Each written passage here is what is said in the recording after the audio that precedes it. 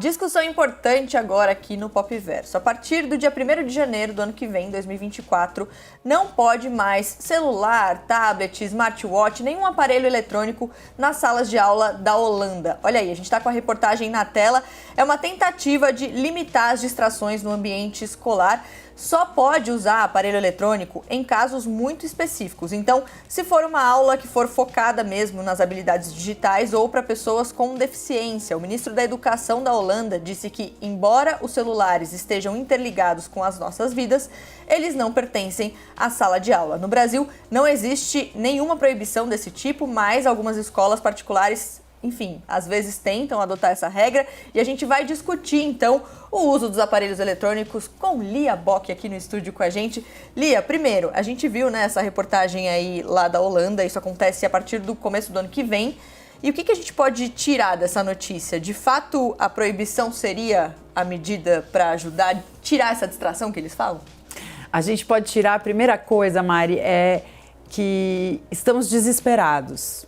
E essa é uma medida um pouco desesperada, enquanto humanidade, né?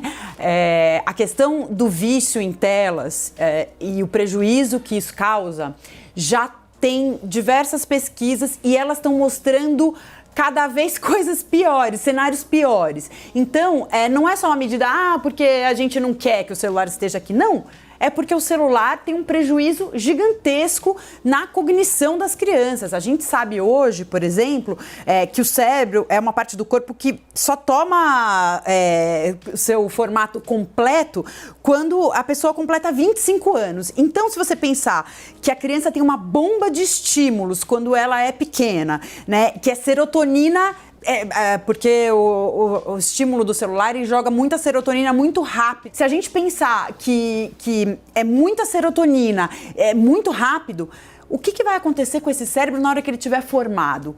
Então, isso que a gente está vendo que é um prejuízo e cada vez pior. Eu conversei com o Alexandre Coimbra do Amaral e ele está muito preocupado com essa questão. Vamos ver o que ele falou? Olá, minha gente querida do Popverso, prazer estar com vocês mais uma vez.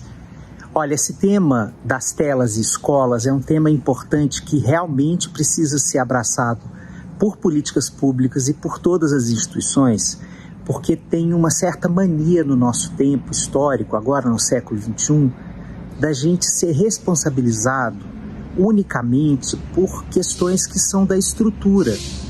E nós somos uma parte pequena, e eu diria a menor parte, da responsabilidade pela lida com todas essas questões. O que acontece é que essa cultura das telas, ela veio para ficar e a gente vai ter que lidar com ela e com os efeitos, às vezes, inclusive perversos para as nossas crianças. Quais são esses efeitos?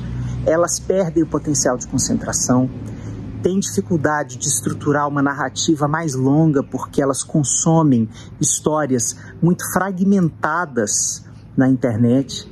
A velocidade com que essas histórias chegam constrói também uma acomodação a esse tipo de velocidade e uma dificuldade de se conectar com a velocidade da vida, da produção acadêmica, do texto, da matemática, que são velocidades muito menores. Os problemas da vida não se resolvem na velocidade das telas, na velocidade dos vídeos de TikTok e de Reels no Instagram. Então, tudo isso compõe para as nossas crianças um cenário de dificuldade de se adaptar ao mínimo do conteúdo escolar, mas isso também tem intercorrências na hora que a gente pensa na hora do recreio, por exemplo, em que se a gente proíbe as telas na escola, elas vão entrar num estado de tédio importante para essa geração e elas geralmente falam assim, mas eu não tenho nada para fazer, que isso produza o desejo de criar. E aí eu vou criar uma brincadeira na hora do recreio, eu vou conversar com as pessoas, eu vou olhar olho nos olhos, eu vou abraçar, eu vou confrontar, eu vou lidar com relações, eu vou lidar com conflitos. Isso tudo está ficando muito diminuído pela explosão do tempo em que a gente passa nas telas, inclusive dentro da escola. Então, essa iniciativa é super bem-vinda. Obrigada, Alexandre. Eu gosto muito quando o Alexandre fala sobre o tédio, né, Lia? Porque a gente, por exemplo, cresceu sem telas dentro da sala de aula. E eu lembro que, sim, a gente ficava muito entediado às vezes e qualquer coisa me tirava atenção. Aí eu penso, se eu tivesse com um celular naquela época, eu não ia prestar atenção em absolutamente nada. E aqui no Brasil a gente tem um problema muito grande, porque a gente separou aqui dados mostrando, né, que o Brasil é o país que tem mais jovens usando o celular. Então o Brasil lidera esse ranking global. 96% dos jovens brasileiros usam algum dispositivo eletrônico, comparado a 82% no resto do mundo. E se a gente fizer o recorte ali entre 10 e 14 anos, essa diferença é muito maior ali entre os pré-adolescentes. Então, a média do Brasil é de 95% desses jovens, desses pré-adolescentes usando o celular. No mundo, 76%, ou seja, a gente está muito à frente, e 70% dos pais, mais ou menos ali entrevistados, disseram estar preocupados com o tempo que os filhos passam nos dispositivos. Porque agora, falando como mãe, Lia, você não consegue ter o controle o tempo inteiro do que seu filho está fazendo?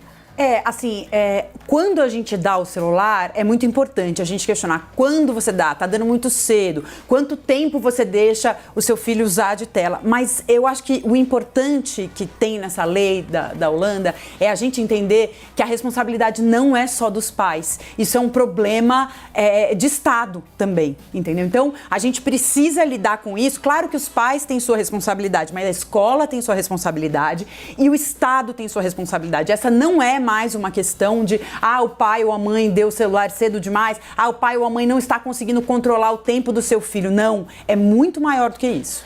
Lia, obrigada mais uma vez. Assunto importante para a gente discutir aqui. Como eu disse, né, uma medida que começa a valer lá na Holanda a partir do dia 1º de janeiro do ano que vem, 2024.